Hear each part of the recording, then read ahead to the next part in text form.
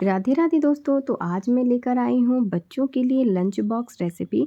तो अगर आप यह रेसिपी अपने बच्चों को टिफ़िन में देंगे तो आपके बच्चे जो हैं पूरा टिफ़िन खाली करके आएंगे, ये मेरी गारंटी है। और हम इसे बनाएंगे बहुत ही ज़्यादा हेल्दी तरीके। तो चलिए इसे बनाना शुरू करते हैं। मैंने लिया है एक पैन, उसमें डालेंगे एक छोटा चम्मच रिफाइंड ऑयल। जब तेल अच्छे से गर्म हो जाएगा तब इसमें डालेंगे 3 से 4 लहसुन की कलियाँ, जिसको मैंने छोटे छोटे टुकड़ों में काट लिया है। अब हम इसे थोड़ा-सा भून लेंगे, इसे हमें कलर चेंज नहीं होने देना है, बस हमें थोड़ा-सा ही इसे पकाना था। अब हमने यहाँ पर डाला है एक मीडियम साइज़ का प्याज, जिसे मैंने स्लाइसों में काट लिया है। मैंने यहाँ पर गैस की फ्लेम को मीडियम टू लो फ्लेम पर रखकर ही मैं इसे भून रही हूँ। तो इसे हमें ब्राउन नहीं करना है, बस इसका हल्का-सा कलर चेंज हो जाए, इसे हमें तब तक पकाना है। साथ ही मैं यहाँ पर डाल दूँगी एक गाजर, जिसको मैंने स्लाइसों में काटा था, और एक शिमला मिर्च। तो अब मैं इसे भून लूँगी। इसे हमें 1 से 2 मिनट तक इसी तरह से भूनना है। अब हम यहाँ पर डालेंगे 1 कप पत्ता गोभी, लंबे स्लाइसों में कटा हुआ।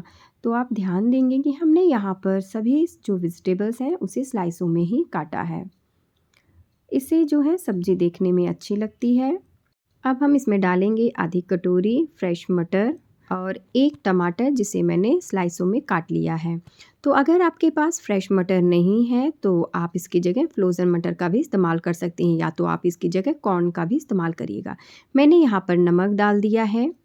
अब हम इसे 1 से 2 मिनट इसी तरह पका लेंगे। तो हमें सब्जियों को ओवर कुक नहीं करना है। अब हम इसमें डाल देंगे पनीर के टुकड़े। यहाँ पर मैंने भी इसे लंबे लंबे टुकड़ों में काट लिया है।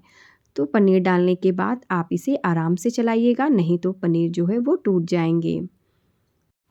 अब मैं इसमें डालूँगी मिक्स हर्ब्स, साथ ही आधा चम्मच काली मिर्च का पाउडर, और यहाँ पर मैंने लिया है pasta and pizza red sauce, इसे हम डाल देंगे 1 चम्मच। इसे डालने से जो सब्ज़ी हमने यहाँ पर इस्तेमाल किया है उसका स्वाद बहुत ज़्यादा बढ़ जाता है और बच्चे इसे बड़े ही मन से खा लेते हैं। तो इस तरह से मैं यहाँ पर सभी सब्जियों को आपस में मिक्स कर लूँगी। जो अभी हमने सॉस डाला है ये सब कुछ आपस में अच्छे से मिल जाए। तो यहाँ पर हमें सारी सब्जियाँ मीडियम टू लो फ्लेम पर ही रखकर इसे कुक करना है। मेरे पास 2 से 3 टुकड़े पनीर के क्यूब्स और भी बचे थे, तो मैंने उसे भी डाल दिया है। अब मैं इसे अच्छे से चला लूँगी। तो इस तरह से आप चाहें तो टॉस भी कर सकती हैं, इससे आपके पनीर जो है वो टूटेंगे नहीं। तो यहाँ पर हमारी सब्जी बनकर तैयार हो गया है। अब मैं इसे ठंडा होने के लिए साइड में रख दूँगी। अब इसके लिए हम आटा गूँध लेंगे। तो मैंने यहाँ पर लिया है 1 कप आटा, उसके अंदर मैंने डाला है नमक। इसे डालकर हमें नरम आटा गूँध लेना है। तो जिस तरह से हम पराठे बनाते हैं बिल्कुल उसी तरह का ना आटा हमें यहाँ पर गूँधना है। तो ये देखिए हमने यहाँ पर सॉफ्ट आटा गूँध कर तैयार कर लिया है।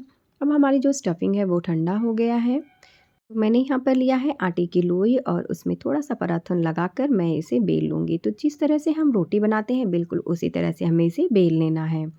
तो आप इसे ज़्यादा मोटा भी मत रखिएगा और ना ही इसे ज़्यादा पतला रखिएगा। तो ये देखिए इस तरह से मैंने इसे बना लिया है। अब हम इस पे लगाएंगे तेल। तो इस तरह से तेल हमें चारों साइड में अच्छे से लगा देना है।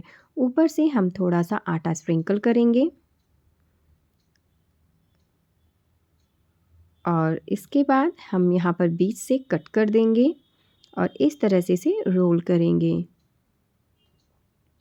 इससे ये आपके लच्छे पराठे बनेंगे। ये बहुत ज़्यादा लच्छा वाला नहीं बनेगा पराठा, क्योंकि अगर हम इसे ज़्यादा लच्छा वाला बनाएंगे, बच्चे जब इसे खाएंगे, जैसे बच्चे तो स्कूल में ही इसे खाएंगे, तो वो जो है जो अंदर की जो स्टफिंग है वो नीचे गिरेगी, जो कि देखने में अच्छा नहीं लगेगा। तो इस तरह से मैं यहाँ पर बना लूँगी। तो जिस तरह से हम यहाँ पर रोटी बेलते हैं बिल्कुल उसी तरह से हम यहाँ पर बेल लेंगे। तो स्टार्टिंग में मैंने परोथन नहीं लगाया था, अभी मैंने यहाँ पर थोड़ा सा परोथन लगाया है। तो इस तरह से मैं एक रोटी का शेप दे दूँगी। अब हमने यहाँ पर तवे को अच्छे से गरम कर लिया है। यहाँ पर जो हमने पराठा बना कर रखा था उसे हम इसमें डाल देंगे और जब वह थोड़ा-सा नीचे से अच्छे से पक जाएगा तब हम उसे टर्न कर लेंगे। तो अब हम यहाँ पर तेल लगा देंगे। आप चाहें तो यहाँ पर घी या फिर बटर का भी इस्तेमाल कर सकती हैं। तो इस तरह से हम इसे उलटते-पलटते हुए अच्छे से सेंक लेंगे। तो यहाँ पर गैस के फ्लेम को मीडियम टू लो फ्लेम पर ही रखकर इसे सेंकिएगा। तो ये देखिए इस तरह से हमने यहाँ पर तेल लगाकर रोटी को पका लिया है अच्छे से। अब हम इसे एक प्लेट में निकाल लेंगे।